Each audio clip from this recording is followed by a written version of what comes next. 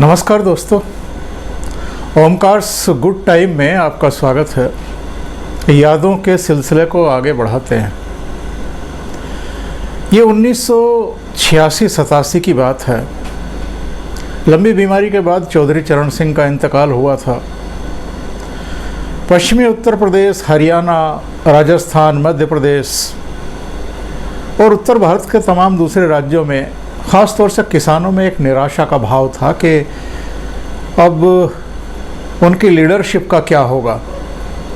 ले दे कर के बिहार में कर्पूरी ठाकुर, हरियाणा में चौधरी देवीलाल, कुछ ऐसे चेहरे थे जो थोड़ी बहुत दिलासा दे रहे थे। उत्तर प्रदेश में कांग्रेस की सरकार थी और वीर बहादुर सिंह मुख्यमंत्री हुआ करते थे। ये 1986 की बात है। किसानों के काम आने वाली जो नलकूपों की, ट्यूबवेलों की जो बिजली थी, उसके रेट अचानक कांग्रेस सरकार ने बढ़ा दिए। 22.5 रुपये से 30 रुपये प्रति हाउस पावर कर दिए। इस पर जो देश खाप के चौधरी थे सुखबीर सिंह, उन्होंने सितंबर 1986 में अपने खाप के लोगों की बैठक बुलाई और वहाँ एक पावर हाउस था, उस पर दिन भर का धरना दिया इसके खिलाफ। इस धरने में बालियान खाप के चौधरी महेंद्र सिंह टिकैत भी आए थे। आपको बताता चलूं कि ये दोनों आपस में समधी भी थे। वहाँ जो किसानों का रुख टिकैत ने देखा, सरकार के प्रति जो नाराज़गी का भाव, गुस्से का भाव देखा, और बिजली महकमे में भी जो असुरक्षा का भाव देखा, उससे टिकैत को लगा कि किसानों को लामबंद किया जाना चाहिए। चाहे बिजली की बढ़ी हुई दरें हों, चाहे दूसरे मसले हों, उनको आवाज़ देने का ये सही समय है। वो अपने गांव सिसोली पहुँचे और उन्होंने वहाँ 17 अक्टूबर 1986 को बैठक बुलाई।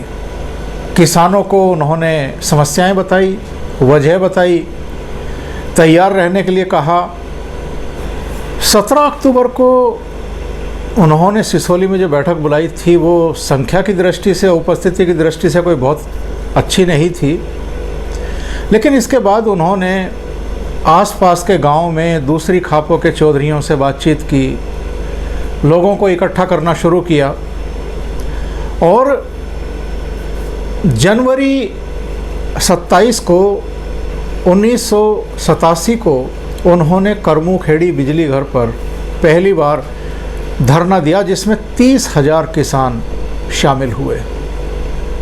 ये धरना 4 दिन तक चला, शांतिपूर्ण था। डिस्ट्रिक्ट मजिस्ट्रेट ने आकर के बातचीत की, लोगों को समझाया बुझाया। उनको 11 सूत्रीय मांग पत्र दिया गया, जिसमें प्रमुख मांग तो बिजली से संबंधित ही थी और मेन जो डिमांड थी किसानों की वो ये थी कि जो प्रति हाउस पावर गवर्नमेंट ने 22.5 से 30 रुपया किया है बिजली के रेट, वो वापस लिया जाए। जिला अधिकारी ने कहा कि मुझे 1 महीने का समय दीजिए। उन्होंने शासन को वो मांग पत्र भेज दिया, लेकिन कुछ वहम था, कुछ गलतफहमी थी, कुछ अति आत्मविश्वास था वीर बहादुर सिंह गवर्नमेंट का। 1 महीना तो क्या, अगले 2 महीने तक भी उस मांग पत्र पर कोई फैसला नहीं किया गया, उसको ठंडे बस्ते में डाल करके रख दिया गया।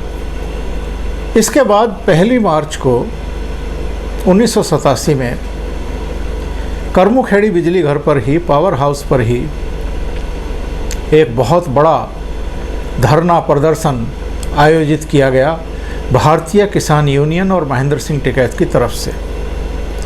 इसमें 1 लाख से ज़्यादा किसानों की उपस्थिति दर्ज की गई। पुलिस ने जितने बैरिकेडिंग लगाए थे सब तोड़ दिए गए। जहाँ जहाँ रोकने का प्रयास किया गया वहाँ संघर्ष हुआ और 2 किसानों के बेटे एक जयपाल सिंह जो लिसाड़ का रहने वाला था और एक अकबर अली जो संभाल खा का रहने वाला था, वो पुलिस की फायरिंग में मारे गए। दोनों की उम्र 18-20 साल थी। किसानों ने उन लाशों को पुलिस को नहीं उठाने दिया। एक पीएससी का जवान भी मारा गया।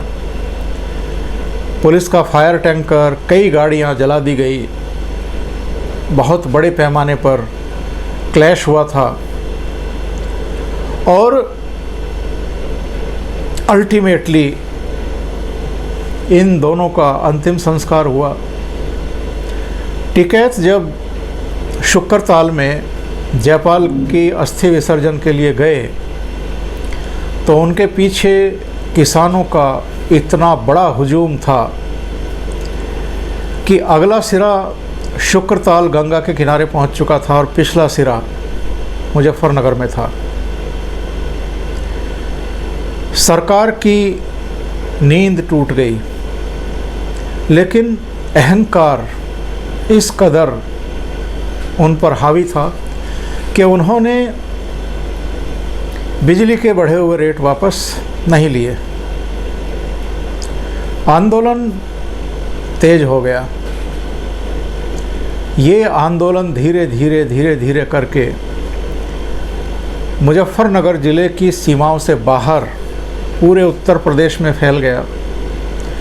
पंजाब हो, हरियाणा हो, यहाँ तक के कर्नाटक तक के किसान नेता अब टिकैत के साथ खड़े थे।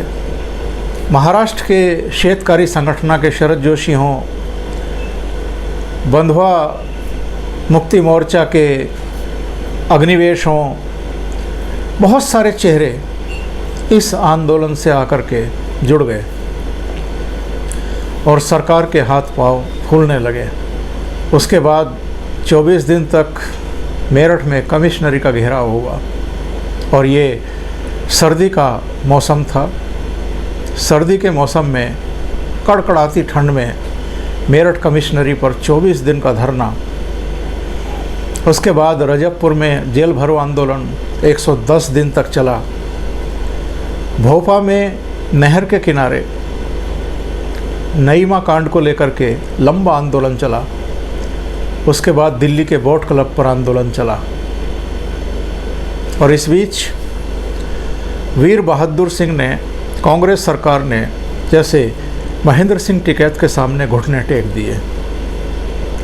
वो सिसोली आए और सिसोली आकर के तपती दोपहरी में एक मकान की छत पर मंच लगाया गया था और चारों तरफ करीब 9-10 लाख किसानों का जमावड़ा था।